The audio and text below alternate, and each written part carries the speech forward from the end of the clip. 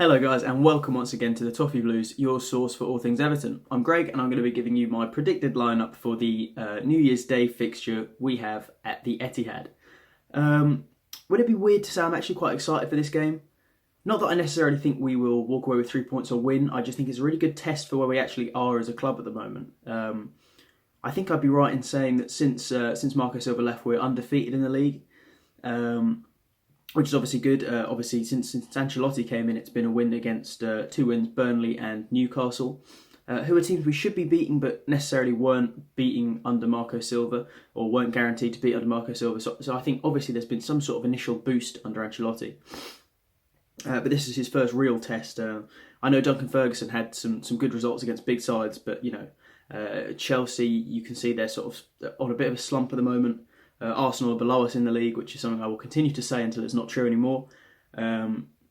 It's the first test against a really top side who are going to have the ideas to break up anything that Ancelotti puts into place. I think we'll really see he's had time now to implement his ideas.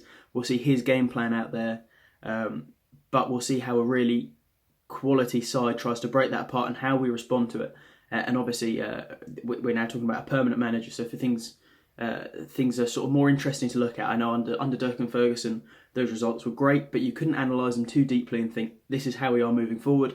But now we have a permanent manager, we can really start to see how is this going forward and how are we going to react against these big teams for the coming seasons, hopefully. So in terms of injuries, in his press conference, Ancelotti has said Schneiderlin is going to be back in training soon and might be fit for Sunday, but for this game he won't be there.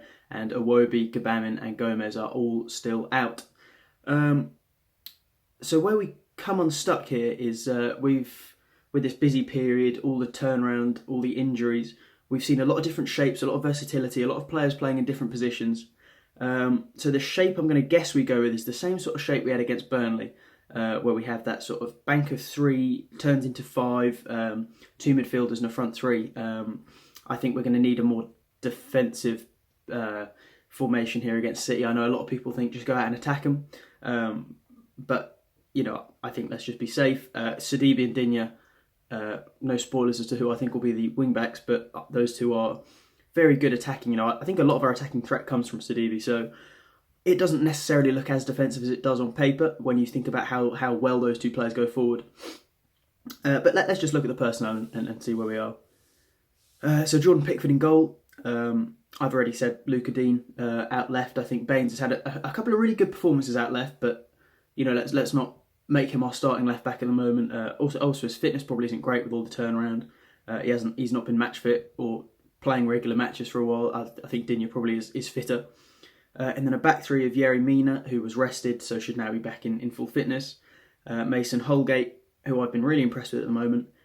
And for me here, it was either Michael Keane or Seamus Coleman. I'm going to go with Michael Keane. Obviously, Seamus Coleman played the game last week. Maybe a little unfit. Michael Keane also played, but it's a tough decision. I just think he's more a tradesman at being a centre back. He's not in great form, but it's just a prediction at this stage.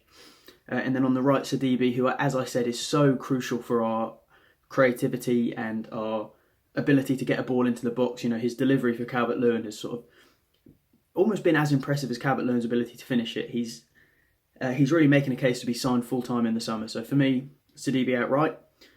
Then the 2 in the midfield, I think Sigurdsson and Delph. Ancelotti brought on Delph last game. It's clear he thinks that Delph can shore up a midfield.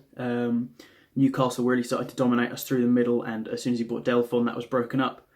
So I think Delph will stay in that role against Man City, who are so good at running a game through the midfield. And Sigurdsson, I think, has been better in this more drop-back position. Obviously, he plays it for Iceland. He had his best game of last season against Leicester, where he scored that wonder goal, sort of drop back. And I think his form's been better. He's been more on the ball, less of a ghost, sort of in that deeper role. So I'd keep those two in the centre together. And then for me, the front 3 reads as Bernard on the left, Calvert-Lewin, how could it be anyone else, through the middle, and Richarlison on the right. So that's it for me. Let me know what you guys think. Would you have Seamus Coleman instead of Michael Keane? Would you even stay with this formation? Does Moise Keane deserve a start because Calvert-Lewin may be a bit tired. And that's it for me. I'm interested to see how this one goes, and hopefully see you guys next time.